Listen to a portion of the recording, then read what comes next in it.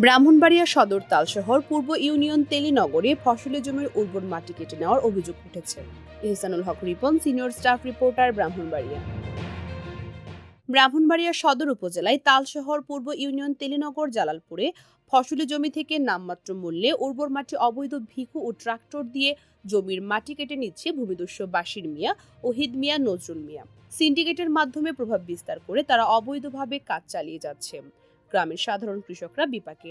ইটভাটা মালিক ও ভূমি ব্যবসায়ী ট্রাক ও ট্রলারে নিয়ে যাচ্ছেন। এতে জমির উৎপাদন ক্ষমতা কমছে এবং পরিবেশের উপর মারাত্মক প্রভাব পড়ছে। উপজেলার বিভিন্ন ইউনিয়নের মাঠে দেখা গেছে বহু ফসলি জমিতে গভীর গর্ত তৈরি হয়েছে।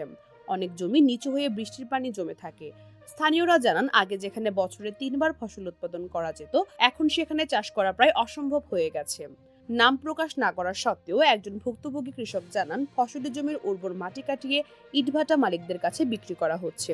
আমি বারবার নিষেধ করেছি, কিন্তু কেউ আমার কথা শুনে না। আমরা অসহায় কৃষক, কোথায় যাব, কার কাছে বিচার চাইব জানি না। স্থানীয় একজন শিক্ষক নাম প্রকাশে অনিচ্ছুক বলেন, দেশের সকল ইট তৈরির দায় মনে হয় সদর উপজেলায়, এতগুলো ইটভাটা কোথাও নেই। পরিবেশবিদরা বলেন, ফসলি জমির টপসয়েল কাটার ফলে শুধু কৃষি ক্ষতিগ্রস্ত হচ্ছে না, বরং পরিবেশে দীর্ঘমেয়াদী নেতিবাচক প্রভাব পড়ছে।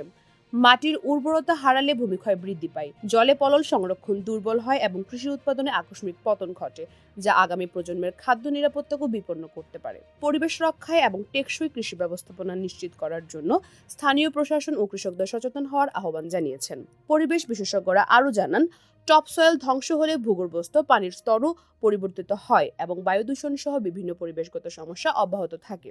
এ বিষয়ে জানতে চাইলে অভিযুক্ত বাশির মিয়া, ওহিদ মিয়া, নজরুল মিয়া ক্যামেরার সামনে বক্তব্য দিতে অনীহা প্রকাশ করেন। উপজেলা প্রশাসনের কর্মকর্তা সংবাদকর্মীদের জানিয়েছেন, বিষয়টি খতিয়ে দেখা হচ্ছে। অবৈধভাবে মাটি কাটার প্রমাণ পেলে জড়িতদের বিরুদ্ধে আইনানুগ ব্যবস্থা নেওয়া হবে। পূজা দত্ত, সারাবেলা নিউজ, ব্রাহ্মণবাড়িয়া।